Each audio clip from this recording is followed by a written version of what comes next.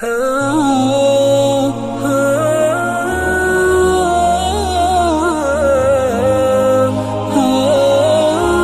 کپڑے دھلنے کے لیے تو کپڑے نہیں دھلے ہیں، یا میں نے کوئی سامان لینے کے لیے دینے کچھ بھی اختلاف ہو جاتا ہے. یہ چیزیں ایسی نہیں ہیں جو بدنامی کا ذریعہ بنائی جائے، لوگوں کے سامنے سے لائٹ میں لایا جائے. یہ چیزیں ویلیو نہیں رکھتی جس کے اوپر آپ ہنگامہ کر رہے ہیں. کھانا نہیں بن پایا تو آپ کہیں گے میں نے تو آپ سے پہلے کہہ دیا تھا، آپ کو بنا دینا چاہیے تھا. مجھے کتنی پریشانی ہوگی آپ کو اندازہ ہے. اب مجھے ہوٹلوں پر کھانا کھانا پڑے گا، مجھے ہضم نہیں ہوتا ہوٹلوں کا کھانا، یہ اچھا نہیں لگتا ہے. میں چاہتا ہوں گھر کا کھانا کھاؤں. تو آپ کو دھیان تو رکھنا چاہیے تھا، ذرا دھیان رکھیے آئندہ. چلو آج چلا لیں گے لیکن آئندہ تھوڑا دھیان رکھیے، کہہ کر آپ نکل جائیں گے. یہ چیز قابل برداشت ہے. کپڑا ہے، کھانا ہے، سونا ہے، چیزیں ہیں، سامان ہے، لینا ہے، دینا ہے، وغیرہ وغیرہ. لیکن اگر بیوی کسی اجنبی مرد سے ناجائز تعلقات رکھتی ہے تو یہ چیز قابل برداشت نہیں ہے. اس پر آپ سمجھوتا نہیں کریں گے، یہ چیز ناقابل برداشت ہے. نمبر 2، بیوی بغیر شوہر کی اجازت کے گھر سے چلی جاتی ہے، یہ چیز ناقابل برداشت ہے. بیوی بغیر شوہر کی مرضی کے غیر آدمی کو گھر میں بلاتی ہے، یہ چیز ناقابل برداشت ہے. ہاں، بیوی نے آپ کے لائے ہوئے 5000 کے برتن چھوڑ دیے آدمی سے، نیچے سارے ٹوٹ گئے، تو یہ چیز اتنے اختلاف کا ذریعہ نہیں کہ آپ اسے ڈنڈے سے ماریں گے، آپ اسے گالیاں دیں گے، اس کی ماں کی اس کے باپ کی کریں گے. یہ موقع اس کا نہیں ہے. ہو جاتا ہے گھر میں، برتن بھی ٹوٹتے ہیں، کپڑے بھی پھٹتے ہیں، کپڑے کھوئے بھی جاتے ہیں، جلائے بھی جاتے ہیں، سب کچھ ہوتا ہے. لیکن یہ چیزیں اس اختلاف کا ذریعہ نہ بنے کہ بدنامی ہو، باہر جائے بات، شکایتیں کہ تمہاری بیٹی ایسی ہے، تمہاری بیٹی یہ نہیں کرتی. یہ چیزیں اختلاف کی نہیں، یہ انتشار کی چیزیں نہیں ہیں. وہ باتیں جو میں کہہ رہا ہوں ناقابل، اس پر بات کی جائے، اس پر شکایت کی جائے، اس پر میٹنگ کی جائے، وہ باتیں ہیں. لیکن یہ باتیں اس قابل نہیں. حضور اکرم صلی اللہ علیہ وسلم کے بارے میں لکھا ہے، آپ اپنی ایک دلہن کے گھر میں تھے. دلہن کے گھر میں بیٹھے ہوئے کھانا کھانے کی تیاری ہو رہی تھی، دسترخوان بچھ رہا تھا. کسی ایک دوسری دلہن کے یہاں بہت اچھا کھانا بن گیا. اس نے کہا بھئی ہم اتنا اچھا کھانا کھا رہے ہیں، اللہ کے نبی صلی اللہ علیہ وسلم کو بھی بھیج دے تھوڑا سا کھانا، وہی کھا لیں جہاں بیٹھے. تو ایک اپنی باندی سے انہوں نے کہا بھئی یہ کھانا فلانی کے گھر لے کر چلے جاؤ اور اللہ کے نبی علیہ السلام کو دے دینا، کھا لیں گے. اب وہ باندی اس گھر میں کھانا لے کر آئی پلیٹ میں. جس کے گھر میں کھانا لے کر آئی، بس اس نے دیکھا اچھا یہاں بھی کارروائی چل رہی، میرے گھر میں بھی کھانا انہیں کا کھائیں گے، بھئی میرے گھر میں تو کھانا میرا کھائیں گے، یہاں کی بھیجا. حالانکہ وہ عین محبت کی علامت تھی، بھئی تم بھی کھا لو، اللہ کے نبی بھی کھا لیں گے. لیکن غصہ ان کو اتنا آیا، ان کی دلہن کو، میں نام نہیں بتا رہا ہوں، غصہ اتنا آیا کہ اتنی زور سے ہاتھ مارا پلیٹ پر، یہاں سے کھانا لے کر آئے. وہ نیچے گر گیا، کھانا تو گرا ہی گرا، پلیٹ بھی ٹوٹ گئی. اب وہ باندھی حیران کہ کھانا تو گیا ہی گیا، پلیٹ بھی ٹوٹ گئی، میں کیا جواب دوں گی. اب وہ غصے میں ہاتھ مار کر دلہن اندر چلی گئی. حضور صلی اللہ علیہ وسلم نے اس باندھی سے کہا کھڑے رہنا، جب تک دوسری پلیٹ نہیں ملے گی جانا نہیں. یہ رہنا، یہ حضور صلی اللہ علیہ وسلم نے فرمایا جب تک دوسری پلیٹ نہیں ملے گی جانا نہیں، کھڑے رہنا. بس تھوڑی دیر، بہت دیر ہو گئی اسے کھڑے کھڑے، تو وہ پھر آئی اور آ کر کہنے کہ جا کیوں نہیں گئی. اب جی پلیٹ تو ٹوٹ گئی، لو دوسری پلیٹ پکڑو جاؤ. اب وہ بیچاری گئی. یعنی حضور صلی اللہ علیہ وسلم نے خوبصورت چیزوں سے ڈیل کر لیا بات کو، ورنہ تو ڈانٹ بھی سکتے تھے، ارے میری محبت سے کھانا بھیجا انہوں نے میرے لیے، تم نے پلیٹ بھی توڑ دی. لڑائی نہیں ہو سکتی تھی، لیکن آپ نے اسے موضوع بحث نہیں بنایا، اسے ذریعہ نہیں بنایا کہ اختلاف کیا جائے. یہ سمجھاتی ہوئے بات ہے کہ اختلاف فطری عمل ہے. ہم یہ سمجھتے ہیں بیٹی بھیج رہے ہیں تو جھگڑا نہیں ہوگا، دلہن لا رہے ہیں تو جھگڑا نہیں. جھگڑے تو ہوں گے بھائی، ہونے ہیں، لیکن ان کو ڈیل کرنے کی سمجھ شریعت سے سیکھو. اللہ کے نبی علیہ السلام کیسے زندگی گزارتے تھے ان کو سمجھنا ہے. تو یہ چند باتیں اس لیے عرض کی گئی ہیں کہ اللہ تعالیٰ نے ہمارے اس رشتے کی بنیاد بنائی ہے محبت پر. قرآن کریم میں آگے لکھا ہے لِتَسْكُنُوا إِلَيْهَا کے بعد میں وَجَعَلَ بَيْنَكُمْ مَوَدَّةً وَرَحْمَةً. اللہ فرماتے ہم نے اس رشتے کو تمہارے درمیان محبت اور رحمت کا ذریعہ بنایا ہے. محبت اور رحمت کیا چیز ہوتی ہے؟ محبت اور رحمت. جب تک آدمی کے اندر جوانی کا جوش ہوتا ہے، جب تک آدمی میں جوانی کا جوش ہوتا ہے، تب تک آدمی کے اوپر محبت کا غلبہ ہوتا ہے. جب جوانی کا جوش ختم ہو جاتا ہے تو محبت کا غلبہ تو ہو جاتا ہے ختم، پھر رحمت کا غلبہ ہوتا ہے. آدمی جب بڑھاپے میں ہوتا ہے تو جوانی میں شاید بیوی کے بغیر رہ جائے، لیکن بڈھے سے بغیر بیوی کے نہیں رہ جاتا.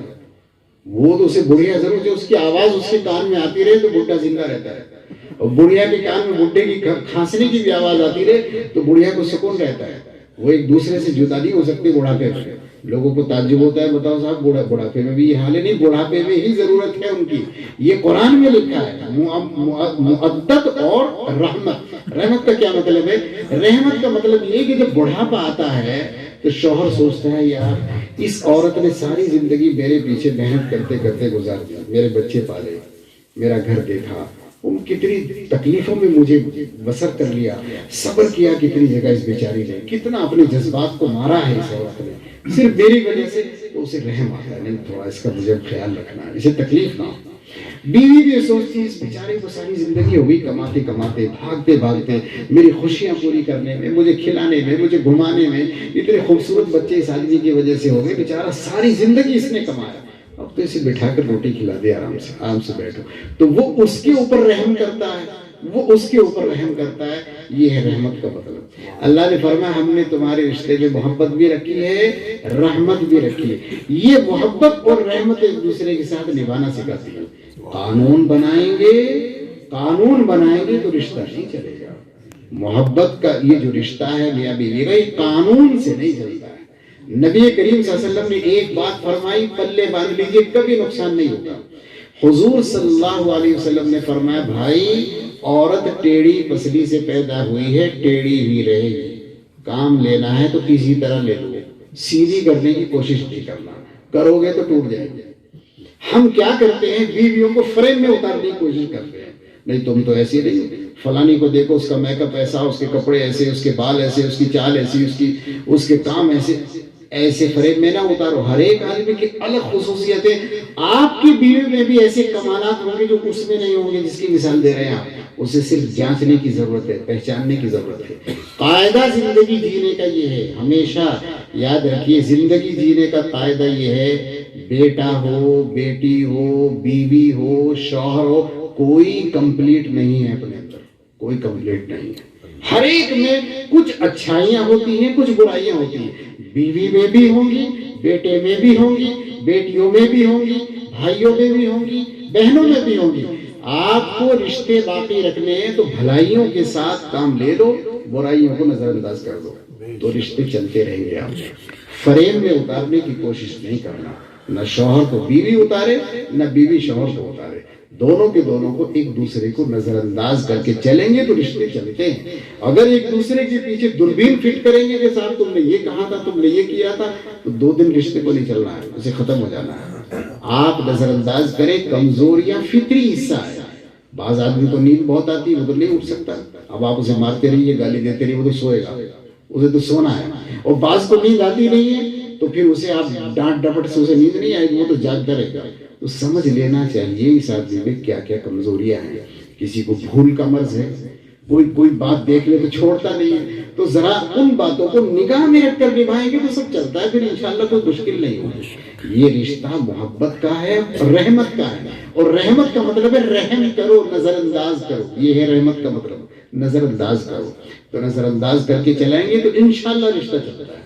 یہ چیزیں شادی سے پہلے سمجھنے کی ہے، شادی کے بعد بھی سمجھنے کی ہے، اور تا زندگی سمجھنے کی ہے، تاکہ رشتہ مضبوط بنا رہے۔ میں اپنا بھی سنا دوں واقعی آپ کو، میری اتنی عمر آ گئی، میں بڈھا ہو گیا ہوں، تو میری دلہن کو کبھی کہیں جانا ہوتا ہے تو میں کہتا ہوں میں اپنے بیٹوں کے ساتھ چلی جاؤں، اپنے بھائی کے ساتھ چلی جاؤں، تو وہ کبھی کبھی چلی بھی جاتی ہے، لیکن جب آتی ہے تو 20 شکایتیں کرتی ہیں کہ میں تو اتنی پریشان ہوئی، مجھے یہاں پریشانی ہوئی، وہاں پریشانی ہوئی، بہت پریشانی ہوئی۔ تو میں نے کہا میرے ساتھ تو تم شکایت نہیں کرتی کہ آپ کے ساتھ تو مزہ آتا ہے کرنے، کیونکہ مجھے پتا ہے کہ مجھے ان کے ساتھ کیا کرنا ہے۔ کار میں بیٹھنے کے بعد ڈرائیور سے کہتا ہوں یہاں روک لو بھائی، ذرا جوس پیے۔ میں نے کہا تھوڑا سا جوس، نہیں ہمیں ضرورت نہیں، تھوڑا سا تو پی لو۔ لیکن نہیں ہمیں ضرورت نہیں ہے، ضرورت کی وجہ سے نہیں پلا رہے ہیں، محبت کی وجہ سے پلا رہے ہیں۔ ایک جوس منگا لیتے، 3 جگہ کر لیں گے، اب تو پی لیں گے۔ ایسے کر کر کے پورا سفر پورا کراتے ہیں، کہیں پانی پلا رہے، کہیں کچھ کھلا رہے، کہیں روک رہے۔ اچھا تھوڑا سا 2 قدم چل لو، بڑھاپے میں ایسے بھی پیر جام ہو جاتے، تھوڑا ٹہل لو، تو وہ پورا سفر جو ہے پکنک بن جاتا ہے۔ پھر آ کر کہتے ہیں آپ کے ساتھ ٹھیک رہتا ہے سفر۔ اب بھائی تو پیک کرے گا، بہن کو لے جائے گا، وہ نہیں راستے میں اتارے گا، اور بیٹا اس سے زیادہ ہے۔ ایک مرتبہ یہاں چوکی سرائے میں میری بیوی اپنے بیٹے کے ساتھ چلی گئی چوڑیاں پہننے کے لیے، تو چوڑیاں پہنانے والے نے کہا جی ہاتھ باہر نکالو، اب بیٹا میرا کہ نہیں امی ہاتھ باہر نہیں نکالنا، اندر ہاتھ رکھو، پردے میں کرو ہاتھ. تو اب وہ کہہ رہا ہاتھ باہر نکالو، اور میرا بیٹا کہہ رہا امی امی اندر ہاتھ کرو، پردے میں کرو ہاتھ. وہ واپس آگے گھر کہہ لیں گے مجھے تو اس کے ساتھ نہیں جانا ہے، آپ چلو میرے ساتھ. تو بات یہ ہے کہ ہر ایک کا ایک مسئلہ ہوتا ہے، وہ چیزیں نبھانے کے لائق ہوتی ہے. سمجھ لینا چاہیے کہ کہاں کہاں کمزوریاں ہیں. کمزوریاں تو ہیں، اس سے آپ بھاگیں گے نہیں. اللہ کے نبی علیہ السلام نے فرمایا ٹیڑھی پسلی سے پیدا ہوئی ہے، اس لیے آپ اسے سیدھا کرنے کی کوشش نہیں کرنا. جیسا ہے ویسا نبھائیے اور بنانے کی کوشش کیجیے، محبت سے سکھانے کی کوشش کیجیے. انشاءاللہ سکھائیں گے تو سیکھ بھی جائیں گے. یہاں ایک حکمت لکھی ہے جو ٹیڑھی پسلی کا ذکر آ گیا ہے کہ اللہ تعالیٰ نے حضرت حوا کو پسلی سے پیدا کیا. یہ پسلی سے کیوں پیدا کیا؟ سر سے پیدا کر دیتے، پیر سے پیدا کر دیتے، پسلی سے کیوں پیدا کیا؟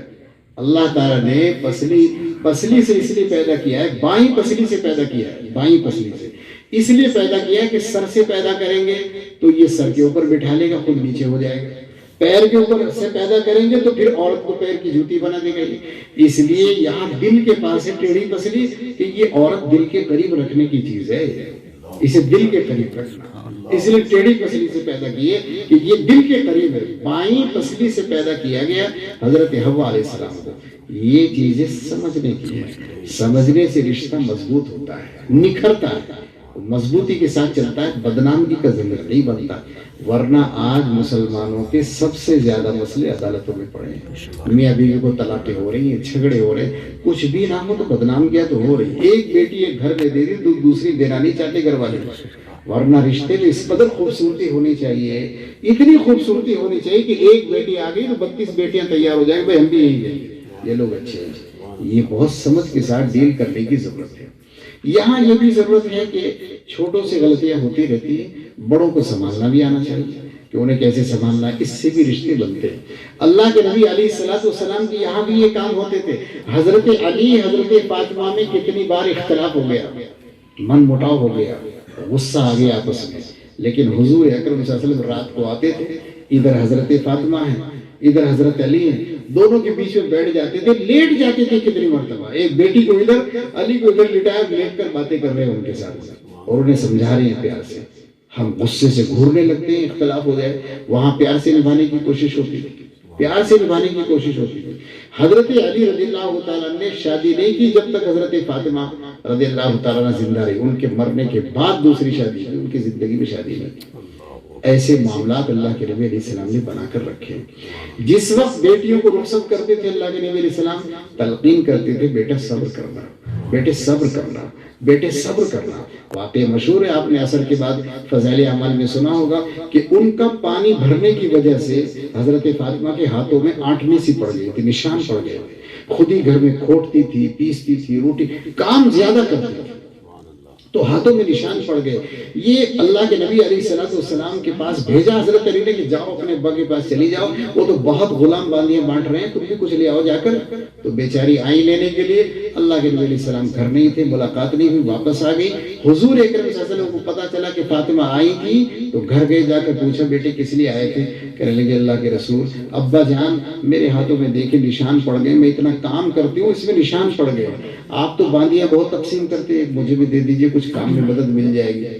تو واقعہ تو یہ تھا کہ ان کو 10 باندیاں دینی چاہیے تھی، لیکن رسول اللہ صلی اللہ علیہ وسلم نے فرمایا بیٹے صبر کرو. اس سے بھی بڑھیا بات بتا رہا ہوں میں، اور بڑھیا بات یہ ہے کہ 33 مرتبہ سبحان اللہ، 33 مرتبہ الحمدللہ، 34 مرتبہ اللہ اکبر پڑھا کرو. یہ سب سے اچھے ہے، اسے پڑھا کرو. یہ تلقین کی، صبر کی.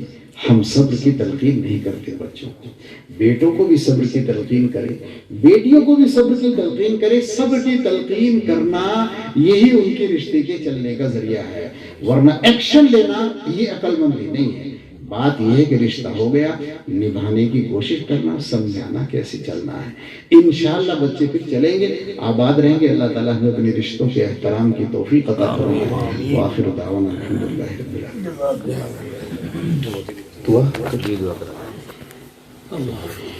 الحمد لله رب العالمين والعاقبة للمتقين.